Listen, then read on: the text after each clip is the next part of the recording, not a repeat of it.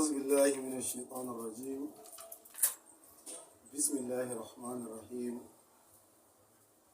الحمد لله رب العالمين، الصلاة والسلام على أسأل النبيين وأشرف المرسلين.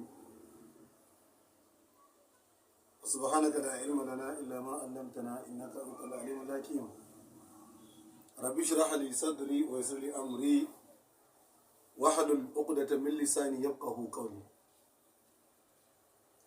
Bayan wannan, masu kallon mu da kuma sauraron mu a wannan tashar ta mu mai suna Darul Ilmi, muna yi muku gaisuwa irin ta addinin musulunci. Assalamu alaikum wa rahmatullahi wa barakatuh. Barkanmu da sake haduwa a wannan lokaci da muke gabatar da karatun littafin al-muqaddimatul izziya للجماعة الأزهرية تأليف أبي الحسن علي المالكي الشاذلي تغمده الله برحمته، wanda insha Allah idan ba a manta ba a wannan littafi muna cikin abin da ya shafi yin bayani akan tsarki da makamantansu. A darasinmu da ya gabata, malam ya yi mana bayani yadda ake yin tsarki. Yau kuma za mu shiga cikin sabon fasali wanda zai mana bayani game da abin da ya shafi ladubba na shiga banɗaki. Shi ne malam ya ce faslun, rarrabewa. Adabu qada'il hajati, ladubba na biyan bukatu ko biyan bukata kai. Arba'ata ashara adaban, ladubba daban-daban ɗaya bayan ɗaya guda 14 ne. Ku duba dai jama'a, shadda za ka shiga kai bayan gari, amma akwai wasu ladubba da ake so ka siffantu da su daban-daban, ladubba guda 14. Al'awwalu na farko zikirullahi, shine ambaton Allah inda iradatul dukhuli, yayin da aka yi nufin shiga cikin banɗakin, qabla usuli ila mawdi'il aza, kafin a shiga cikin banɗaki, ma'ana kafin a shiga cikin shaddan, fa yaqulu, sai ya ce bismillahi, da sunan Allah. Allahumma inni a'udhu bika, ya Allah ni ina neman tsari da kai, min al-khubusi, daga aljanun maza, wal khaba'isi, da kuma aljanun mata. Idan ka je ka misali gaban ɗakin nan, in ka je kana rike da butarka, kana kofan ban ɗakin, kamar wanda zai shiga cikin ɗakinsa misali, kana ƙofar man ɗakin kafin ka shiga cikin shaddan, sai ka ce bismillahi, Allahumma inni a'udhu bika min al-khubusi wal khaba'isi. Ya Allah, ina neman tsari da kai daga ainihin ƙananan shaidanu, ko kuma mu ce aljanu maza da kuma aljanu mata. Sai ka ɗauki kafarka na hagu, sai ka sa a cikin banɗakin. Mun gane wannan da kyau? Wa yaqulu, haka kuma zai ce ba'da al-khuruj minhu, bayan ya fito daga cikin banɗakin, sai ya ce gufranaka, ina neman gafaranka ya Allah. Alhamdulillah, dukkan godiya da yabo sun tabbata ga Allah, allazi azhaba anni al-adha, wanda ya tafiyar mun da kazanta, wa afani, ya kuma bani lafiya.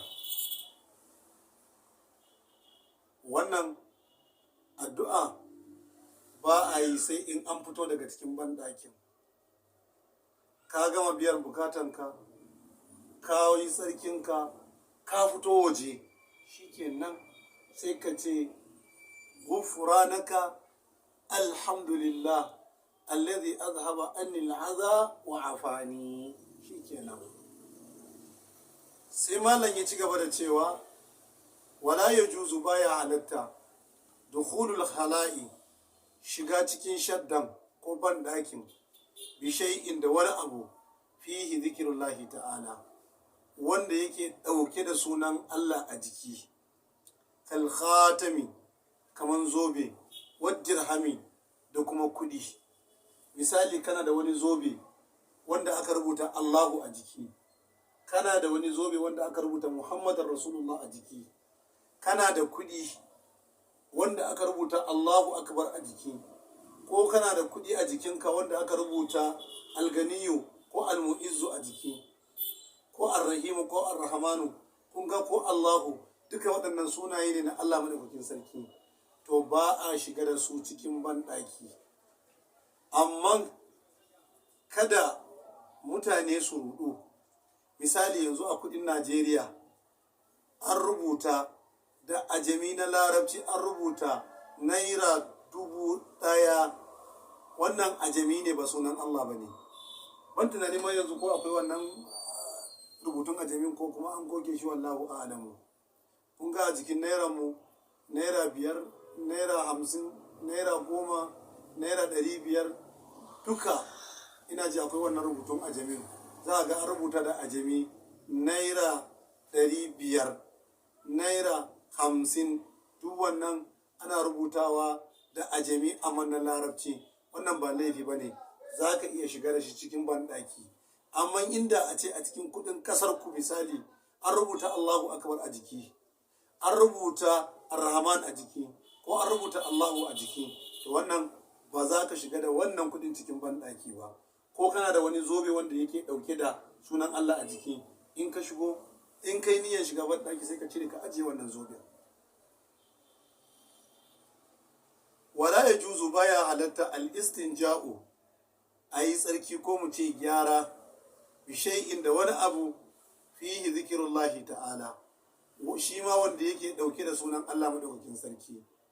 Misali toilet paper akwai sunan Allah a jiki, ko wata takarda misali ta jarida wanda yake da sunan Allah a jiki. Yanzu misali kun ga wannan ai farar takarda ce, to misali sai ka tsinci wannan takardar akan bola, amma yaran islamiyya sun rubuta sunayen Allah a jiki, haramun ne, baya halatta ka kase wannan bayan garin naka da shi. Da fatan al'umma sun fahimta.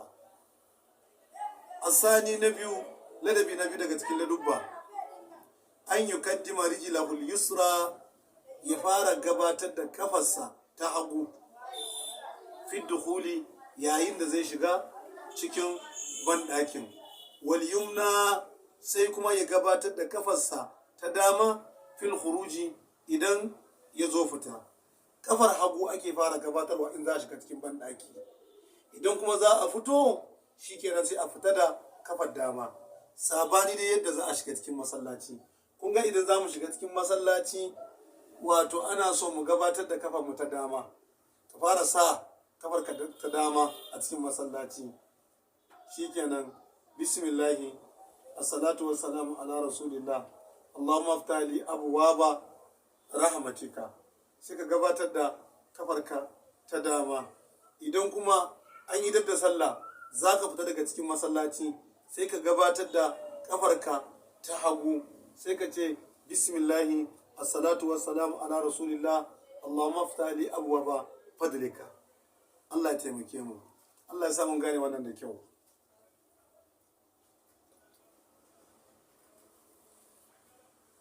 Sai malam ya ci gaba da cewa as-salisu, ladabi na uku, an yaqdiya hajatahu, ya biya bukatarsa, ma'ana yayi bayan garin, wa huwa jalisun, alhali yana a tsugunne. Kada yayi bayan gari a tsaye saboda gudun kada ya fancala a jikinsa ko wani abu makamancin haka. In ya zo zai yi bayan garin ya tsugunna. Arrabi'u, na hudu, an yudima sitira, mutum ya tabbata da sutura, wato sutura abin nan tufafinsa, hatta ya dunuwa min al'ardi, har sai ya kusanci ƙasa. Misali ko da ka zo za ka yi bayan gari, ana bayani misali kamar a daji haka, saboda idan kana tsaye haka, idan ka kwaye tufafin nakan a tsaye, wanda yake can a nesa zai iya hango tsiraicinka, wani ya hango tsiraicinka ba bisa larura ba. Kunga wannan haramun ne, musulunci ya hana. To sai ka tattare tufafin nakan, sai ka zo dab da ƙasan, sai ka dage wannan tufafin nakan. Allah madaukakin sarki ya taimake mu. Shine abin da malam yake so ya mana bayani.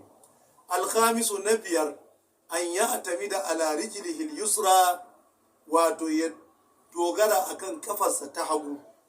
Idan ka zo za ka yi bayan garin, sai ka mayar da ƙarfinka akan kafarka ta hagu. Asadisu, na shida, ila rabi ashar, har ya zuwa na 14, an yi farrija bai na fakhizaihi. Idan ya zo bayan garin, ya bubbude cinyoyinsa, kada ya haɗa cinyoyinsa, sai ya bubbude cinyoyinsa. Wa an yaji taniba maudi al-sulba, hakanan kuma idan ya zo zai yi bayan garin, ya nisanci gunda yake da tauri. Wal ma'ad da'ima, da kuma matattaran ruwa.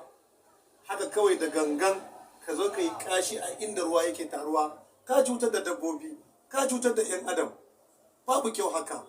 Sannan kuma ka nisanci gunda yake da tauri sosai, misali kamar kan tayis haka, ka zo ka ce za ka yi kashi akan tayis haka, kaga za ka fitsari zai fansala a jikinka. Saboda haka mawdi as-sulba shine gunda yake da tauri, ka nisanci gunda yake da tauri. Wa yuqattiyar asahu, haka nan kuma ya sunkuyar da kansa. Kana bayan gari, kar ka dage kanka kana wasu kalle haka, ka sunkuyar da kanka, kadan dukar da kanka kasa kadan, haka ake so. Sannan kuma wa Allah ya takallama, kada ya yi magana yayin da yake bayan gari, illa li muhimmin, sai daga muhimmin abu. Ka khaufi fawatin nafsi, misali kamar tsoron halakar rai, au malin ko kuma dukiya. Ka tsugunna kana bayan gari, sai kaga wani makafo zai je faɗi a cikin rijiya ko zai je faɗi a cikin rami, ka yi masa magana, sai ka ce malam ka kula za ka faɗi a cikin rami, wannan ka yi masa magana. Ko kuma wani ya zo zai wuce, sai kudinsa ya faɗi, ko kuma a'a ya zo zai wuce can gaba inda zai je dinnan akwai 'yan fashi, sai ka ce masa malam kan ka je nan dinnan akwai 'yan fashi. Duka wannan ya halatta ka yi magana, amma in ba haka ba, babu kyau mutum ya yi magana. Wa an yattakin riha, haka nan kuma ya kiyaye mabusan iska. Yanzu misali ka yi kashi a nan, iska tana yin yamma, alhali kuma ka san cewa akwai majalisa na mutane a wannan yamma din, ka cutar da su da warin kashinka. Allah ya sauwake. Wal juhura, da kuma cikin kogo ko cikin rami, haka kawai saboda wautanka ka zo ka samu rami a daji, ka zo ka sa tsuliyanka a ciki da nufin za ka yi kashi, ko kuma wani kogo a jikin itace ka ce za ka tsugunna a kai bayan gari. Akwai hatsari, wani maciji ya fito ya zo ya tsare ka, ko kunama ko wata dabba mai cutarwa ta fito ta cutar da kai. Duk wannan a kiyaye in a daji ne. Wal mala'ina salasa, da kuma gurin tsinuwa guda 3 ga sunan kamar haka. Wahiya mawadi'u julusin nasi, wuraren da mutane suke zama. Wannan gurin majalisa ne inda mutane suke zama, ka zo ka kutsura musu kashi a gurin, dan suka zo suka tsine maka albarka, wannan tsinuwan zai bi ka, ka kiyaye. Wannan kasan majalisa ne, gurin zama ne na mutane, to kada kuskura kai kashi a gurin. Sai kuma wa turqatuhum, da kuma hanyar su. Ta yaya ake gane hanya? Malamai suka ce shine duk gurin da kafafuwan mutane suka horar da wannan gurin, har ya zamana ciyayi ma ba sa tsira a wannan gurin, to wannan yana nuna maka cewa wannan hanya ce, kada ka kuskura kai kashi a wannan gurin. Wa an yastatira, sannan kuma ya buya an ayunin nasi, ga barin idan dunan mutane. Wa an yabuta ida, sannan kuma yayi nesa an masami'ihim, ga majiyarsu, idza kana bil fada'i, idan ya kasance a daji ne. Wa Allah yastakbil al-kiblata, haka nan kuma kada ya fuskanci al-kibla in a daji ne. A daji ka fuskanci al-kibla kai kashi, ba a so. Haka nan kuma wala yastadbiraha, kada ya juya wa alkibla baya idza kana bil fada'i, idan ya kasance a daji ne. Za mu kwana a nan, abinda muka faɗa ya yi daidai, Allah ya samu yi tare a cikin lada. Abinda muka yi kuskure ko kuma tuntuɓen harce, muna roƙon Allah maɗaukakin sarki ya gafarta mana. Za mu tsaya a nan sai darasinmu na gaba insha Allah ta'ala za mu ɗaura. Allah ka yi mana gafara, ka gafarta wa iyayenmu da malamanmu, ka biya bukatunmu da kuma bukatun masu neman addu'a gare mu. Subhanaka ashhadu an la ilaha illa anta astaghfiruka wa atubu ilaika.